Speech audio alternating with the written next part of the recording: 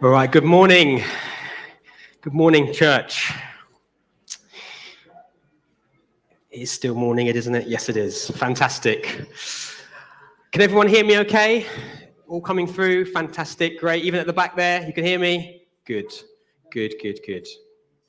All right, wonderful.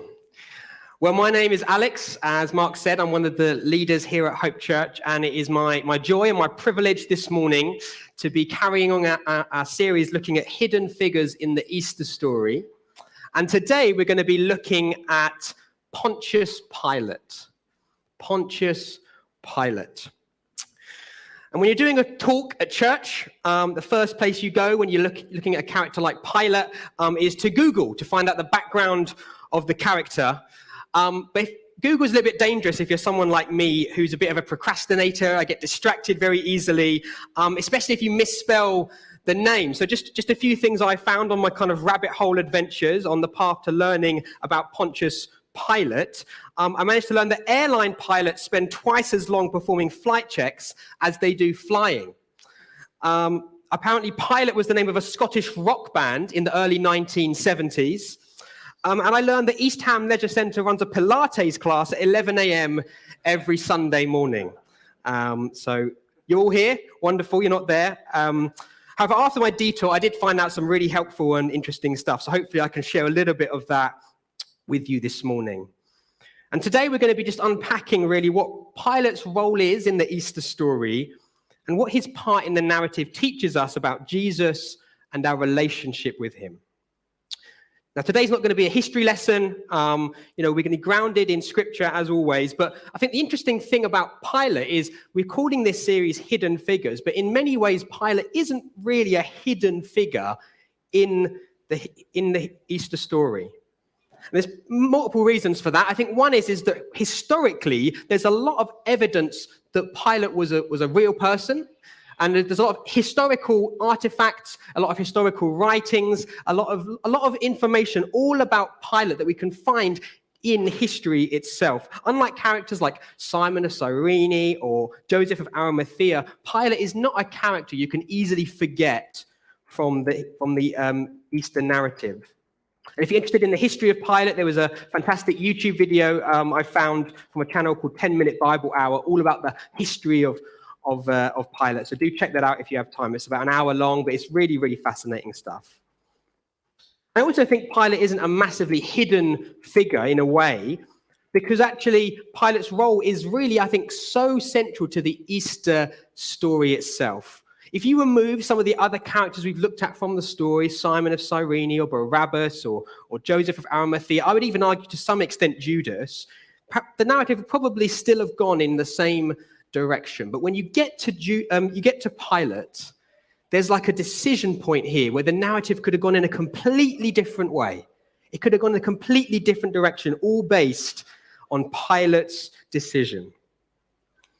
And let me just read from you from what's called the Apostles' Creed. I don't know what kind of church background you're from. Myself, in the Church of England, growing up, this is something we used to read very regularly, and generations of Christians have read this for years and years. And I'm just going to read the first part for now, but just listen out to this. I believe in God, the Father Almighty, creator of heaven and earth. I believe in Jesus Christ, his only Son, our Lord, who was conceived by the Holy Spirit, born of the Virgin Mary, suffered under Pontius Pilate, was crucified, died, and was buried. He descended to the dead. On the third day, he rose again, and then it goes on.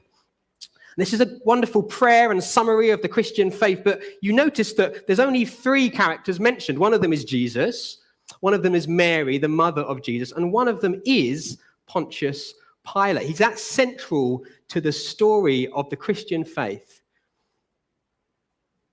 And yet when we think of Pilate, we think of quite a conflicted character, don't we? When you think of Judas, his name has become synonymous in history with betrayal, right? You call someone a Judas, he's someone who's betrayed you, who's let you down, sort of treachery. And yet Pilate is someone, when I was investigating this, that different Christian traditions have very different views on to some degree. And I think we can have a similar thing. In Eastern Orthodox Christianity, the kind of blame for what happened to Jesus is almost entirely on the Jewish leaders. And Pilate actually is venerated as almost like a saint. because there's all these stories about afterwards he became a Christian, he did all these good things. There's nothing in history that kind of can prove this, but in certain traditions, they think that Pilate and his wife became saints. In some traditions, they think that Pilate, after the fact, killed himself like Judas did. But we don't really know. When you look at the history of Pilate, there's a little bit after Jesus, and then it just kind of ends. It's a bit like when Charles was talking to us about Barabbas. We don't know what happened to Pilate really after this story. But what we can say is that he was a very conflicted man, a very conflicted character. He wasn't sure which way to go. And that's kind of a question we need to think about, isn't it? Was Pilate, was he just spineless and weak? Or was he simply stuck in an impossible situation with an impossible choice? Did he even have a choice at all? And I think, as always, the best place to go back to and to look at is the original eyewitness accounts that we find in the Gospels. So we're going to look at the book of Matthew. And the story, actually, of Pilate and the kind of that part of the Easter narrative appears in all four Gospels. So we could have gone to any of them, but we're going to look at the book of Matthew. We're going to start in verses 1 to 2, and then we're going to jump ahead from verse 11. So Matthew 27, verse 1 to 2. Early in the morning, all the chief priests and the elders of the people made their plans how to have Jesus executed. So they bound him, led him away, and handed him over to Pilate, the governor.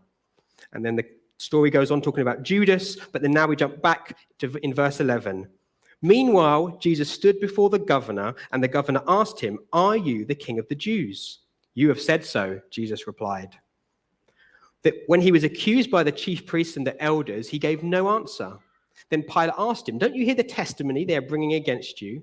But Jesus made no reply, not even to a single charge, and to the great amazement of the governor. Now it was the governor's custom at the festival to release a prisoner chosen by the crowd. At that time, they had a well-known prisoner whose name was Jesus Barabbas. So when the crowd had gathered, Pilate asked them, "Which one do you want me to release to you, Jesus Barabbas or Jesus, who is called the Messiah?" For he knew it was out of self-interest that they had handed Jesus over to him. While Pilate was sitting on the judge's seat, his wife sent him this message: "Don't have anything to do with that innocent man, for I have suffered a great deal today in a dream because of him." But the chief priests and the elders persuaded the crowd to ask for Barabbas and to have Jesus executed. "Which of the two do you want me to release to you?" asked the governor. "Barabbas," they answered. "What shall I do then with Jesus, who is called the Messiah?" Pilate asked. And they all answered, "Crucify him." "Why? What crime has he committed?" asked Pilate. But they shouted all the louder, "Crucify him." When Pilate saw he was getting nowhere, but that instead an uproar was starting, he took water and washed his hands in front of the crowd. "I am innocent of this man's blood," he said. "It is your responsibility." All the people answered, "His blood is on us and on our children." Then he released Barabbas to them, but he had Jesus flogged and handed him over to be crucified. So what do we think? Did Pilate particularly want to crucify Jesus? No, I don't think he did. Did he try and find a way out of the situation? Yeah, he seemed to try a few different angles to get out of that. Was he in a difficult position? Absolutely. Did he still have to make a choice? Yes. He had to make a choice. And at this point, usually in a talk, you kind of build up to your main point, but I just want to lay it on the table right now and just put out there that I think the big message today, the big message that I think this passage is saying to us is that there's a question that every human being in history has to answer. There's a question that Pilate is grappling with in this passage that every human being has to answer. That's the very heart of the gospel. And that question is Jesus who he says he is? And if so, what are we going to do about it? That's a question that every human being has to grapple with. Pilate is grappling with that question here. Is this man innocent? And then if he is, what do I have to do with that? But we all have to grapple with the question, is Jesus who he says he is? And if so, what does that mean for our lives? See, if you're new to the church, if you're a new Christian or you're still not sure what you think about that, I would really invite you to come along to Alpha. It's a great way to explore this question. But I want to say today that you can't sit on the fence about this. At some point, you're going to have to make a decision. Do you think Jesus is who he says he is or not? We all have to make a choice. And if you've been a Christian for a long time and you believe and you trust in Jesus, can I invite you to keep reflecting on that question? Especially what are you going to do about it? If you believe that, what does that mean? Because Pilate reflected on it, but then how he acts is then a second part to that story, isn't it? What are you going to do about it? What does that mean for your life? We all have to make a choice. And the impact of that choice is massive. So that's the big picture message today, just putting out there. There's one thing you remember, one thing you kind of keep there in your head. Just we all have to make a choice. Just like Pilate, we have to make a choice. Is Jesus who he says he is? And then what are we going to do about that? But kind of digging a little bit deeper, there's a couple of things I think from that question that I want to sort of pull out for us this morning. I think one of those is a bit of a challenge for us. And then one of those I think is more of an encouragement. Looking at Pilate's response to that question. What does Pilate's response give us as kind of from a challenge point of view? And where is there an encouragement in that? So let's start with the challenge this morning. We all have to make a choice. But the challenge is when the pressure's on, what choice do we make? You see, Pilate was obviously, like I said, a historical figure with lots of records about him, a very important man. So we know a lot more about him than many other characters. So I found out that actually at the time of all this going on, one of Pilate's great political allies had actually been arrested on suspicion of trying to conspire against Caesar. And so Pilate probably at this point was very conscious of his position. He was very conscious that he was under a lot of scrutiny. He himself was kind of linked to this man who was in big trouble. So he was probably under a lot of pressure, his end. And it makes sense when you see the passage and in John's account in chapter 19, verse 12, it says this: from then on, Pilate tried to set Jesus free, but the Jewish leaders kept shouting, "If you let this man go, you are no friend of Caesar. Anyone who claims to be a king opposes Caesar." So you can see that the Jewish leaders were getting under his skin and reminding him, your position's, in doubt here. You've got to follow through on this. So Pilate had a lot of pressure going on under the surface. And how does Pilate handle that pressure? And when we talk about this, and when I talk about this, maybe have it just in the back of your mind, does that sound familiar to you? When we have to make a decision, does that sound familiar to you? So how does Pilate deal with this choice that he has to make? Well, first of all, he tries to pass the choice on to other people, doesn't he? He first tries to pass the choice on to the chief priests. Again, in John's account, chapter 18, verse 29, it says, so Pilate came out to them and asked, "What charges are you bringing against this man?" "If he were a criminal," they replied, "we would not have handed him over to you." Pilate said, "Take him yourselves and judge him by your own law." "But we have no right to execute anyone," they objected. Under Roman law, Pilate is the one who had to execute this man. He had to be the one to make a decision, but he's trying to pass it on to the chief priests who brought him before Pilate. Tried to pass it on to them. And then later in Luke's gospel, we read about how he tries to pass the choice on to Herod. So he's the king in Israel. He's the king in this region. Luke 23, verse 7, when he learned that Jesus was under Herod's jurisdiction, he sent him to Herod, who was also in Jerusalem at the time. He tries to pass the choice on to him. And if you read more in the story, then Herod, he can't find anything wrong. He just passes him back to Pilate. And finally, we read, didn't we, in the account in Matthew, he passes the choice to the crowd. It was the governor's custom to release a prisoner, and he tries to say, do you want to release Jesus, Barabbas, or Jesus, the Messiah? Do you want to release Barabbas or Jesus? He passes the choice on. He tries to palm it off. At every opportunity, Pilate tries to pass the buck and give the decision to someone else. Does that sound familiar when we have difficult decisions that we have to make, when we have to step out and make challenging decisions and make challenging choices? The second thing I think Pilate tries to do to get out of making this decision, he tries to have it kind of a bit of both ways. And this is again from John's account now. In John 19, it says this: "Then Pilate took Jesus and had him flogged. The soldiers twisted together a crown of thorns and put it on his head. They clothed him in a purple robe. And then they went up to him again and said, 'Hail, King of the Jews!' And they slapped him in the face. Once more, Pilate came out and said to the Jews gathered there, 'Look, I'm bringing him out to you to let you know that I find no basis for a charge against him.'" In John's account, Pilate goes back and forth. He speaks to Jesus, then brings him out, then speaks to Jesus and brings him out. In this case, he takes Jesus out of the way, gets him beaten up, punished, and then brings him out to the crowd to almost say, look, I've punished him. Is that enough? Is that enough for you? He tries to kind of go halfway. The crowd want him dead, and he's saying, well, I still think he's innocent, but if we just beat him up a bit, if we just rough him up a bit, is that enough? He tries to kind of have his cake and eat it. He tries to have it both ways. He thinks he's innocent, but he'll still do something, but just not all the way. And as we know, the crowd, they don't have it. But he's still trying to get out of this decision, isn't he? He's trying to get out of having to make an ultimate decision here. And the third thing I think Pilate tries to do is he tries to blame someone else. We saw that, didn't we, at the end of the account in Matthew. He washes his hands. He says, I'm innocent of this man's blood. It's your responsibility. He tries to say, it's all your fault that I'm making this decision. I think the challenge is, for those of us who know and believe Jesus is who he says he is, the challenge is when we're faced with external pressure and we have to make that choice, we have to make that stand, where we have to make a conscious choice to stand for Jesus. When the rubber hits the road, what do we do? What choice do we make? Do we pass the decision off?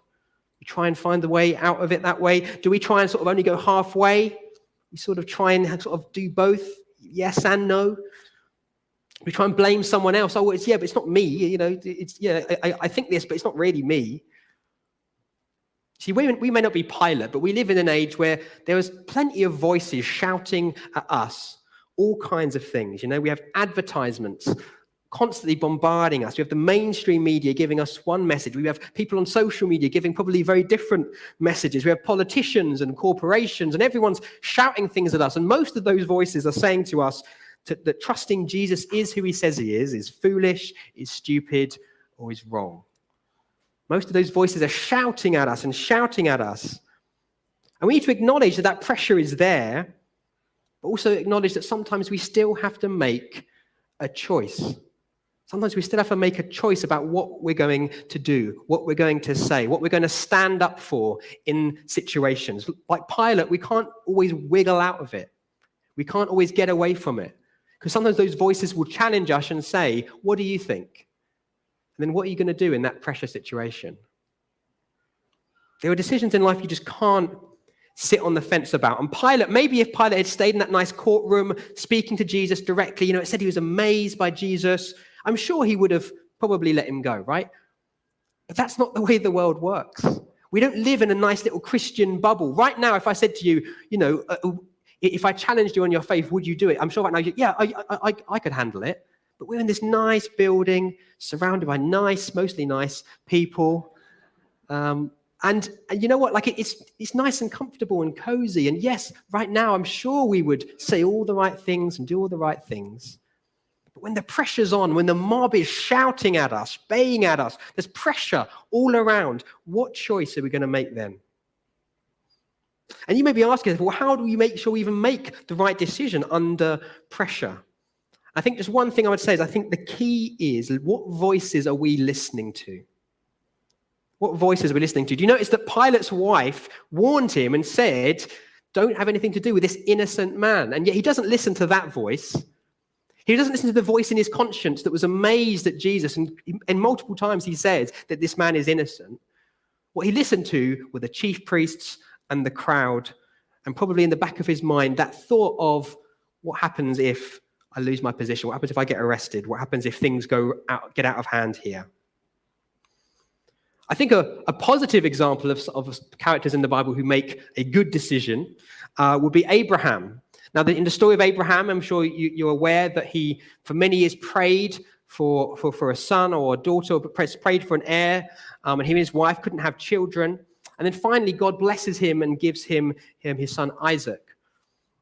And then we read in the story that God promises to Abraham that he would have descendants that outnumber the stars in the sky and the sand in the sea. And then one day God says to him, take Isaac up to a mountain and kill him, sacrifice him for me. And Abraham just goes and does it. He starts taking those steps up the mountain with his son. And we know in the story, he gets to the top and God says, no, that's not what's going to happen. I've got an animal here, you can sacrifice that instead. But Abraham, can you imagine the pressure he must have felt in that moment when God said to him, take your son, this child they've been praying about and just wanting and desperate for so long, and saying, sacrifice him. But you know what Abraham did? He must have known that God had promised that his descendants would outnumber the stars, outnumber the grains of sand. He knew what God had promised, and he trusted in this God who had given him a son, who had led him to this point. He trusted in God's promise. He trusted in God's words to him. And practically for me, I mean, just there's lots of different ways that could work for us in our life. For me, there's a couple of things. One is I might listen to sort of worship music, kind of on a regular basis, and fill my mind with those kinds of voices, those kinds of, hearing wonderful, life-giving words from that. And in particular, if you're able to work from home, or you've got a journey to and from work, or there's times in your day that you can work that in, I think that's a really helpful, healthy thing to just kind of fill your mind and fill your heart with those kinds of voices. Or sometimes it's just about repeating the kind of promises of God in your life that will help you to get through those situations. So Matthew 11:28 says, come to me, all who labor and are heavy laden, and I will give you rest. Now, you may want to memorize that, or you can just repeat to yourself, God gives me rest. God gives me rest. In those situations where you're stressed and you're just tired, God gives me rest. Or, the passage in Joshua, 1:9, this is my command, be strong and courageous. Do not be afraid or discouraged, for the Lord your God is with you wherever you go. God is with me. God is with me. God is with me. But we've got to make sure that the voices we're listening to are the right voices. That, I think, is a key component to this. There's so many other passages, so many other kind of helpful things you could repeat to yourself, or you could fill your mind with. But I would encourage you, just make sure you're filling your mind with those voices. And if you feel like you're not getting those, just think of ways you can do it. Listen to really helpful podcasts or music, or kind of, you can get the Bible on audio. You can listen to that. But which voices are we listening to, I think, is a key question. So that's the challenge for us this morning, I think. When we kind of dig under the surface, the challenge is when the pressure's on, what choice are we going to make? But there's also, I think, an encouragement when we look at Pilate's response. There's a challenge in it, because Pilate clearly made the wrong choice. When the pressure was on, he listened to the wrong voices. But I think there's also a strange sort of encouragement to what we see here. Because you see, Pilate had everything he needed in front of him to make the right decision, didn't he? He had spoken to Jesus and he was amazed. He didn't feel, Jesus didn't defend himself, and Pilate was amazed by that. So he clearly thought well of the man. The passage we read says, doesn't he? He knew Jesus had been brought before him on the trumped up charges. Verse 18, he knew it was out of self-interest that they had handed Jesus over to him. So he knew that. And he says that I believe this man is innocent. In the Gospel of John, he says 3 times, he says, I find no guilt in him. He knew Jesus wasn't guilty. And he even his wife has a dream that says, don't have anything to do with this innocent man. He's got everything in front of him to make the right choice. And yet he still makes the wrong call. I feel like, to me, when I was thinking of it, it's like the old adage, you can lead a horse to water, but you can't make it drink, right? He literally, everything was on the plate for him to make the right call. And yes, there was all this pressure, but he had everything he needed, and yet he still went a different way. And you may think, well, how is that encouraging? I think it's encouraging because we all know people in our life like Pilate. People we've invested time and energy into, perhaps we've led them to a certain point in their journey, and you think they're going to take that step to become a Christian, and then they go a completely different direction. Or maybe they've been struggling with something, something over time, some sort of addiction or challenge in their life, and you've been journeying with them. It seems like everything is laid on a plate for them to make that decision, and suddenly they seem to turn back. They say no, they turn away. They let the pressures of life lead them to a different path. You see, we can make our decision, but we can't make the decision for someone else. And that's a challenge. That's a hard thing to hear, isn't it? Because we feel like we should be able to do all these things and get people to the right place. But it doesn't always go that way. But you know what? I think that's encouraging, because you know what? It's completely freeing to say the rest of this is in God's hands. We can make our decision, And we can help someone else to try and make their decision, but the rest is in God's hands.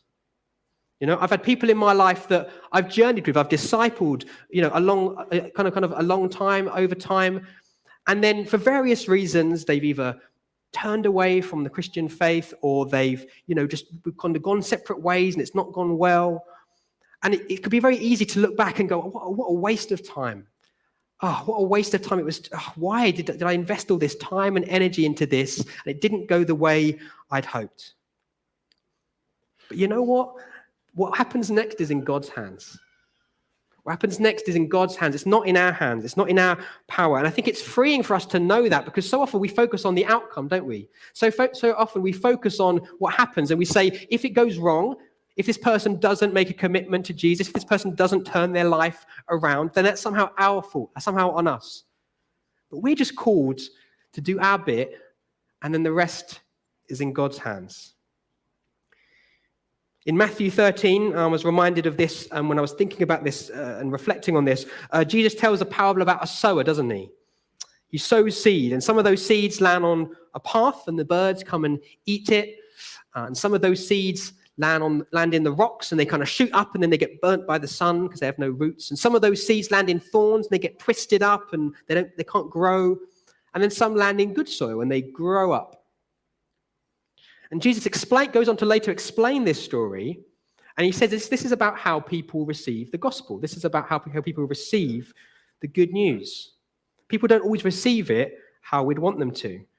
In fact, if we're thinking about Pilate, and I was thinking about this, I thought, in verse 22 of Matthew 13, Jesus says this about what being sown among the thorns might mean. As for what was sown among thorns, that is the one who hears the word, but the cares of the world and the deceitfulness of riches choke the word, and it proves unfruitful.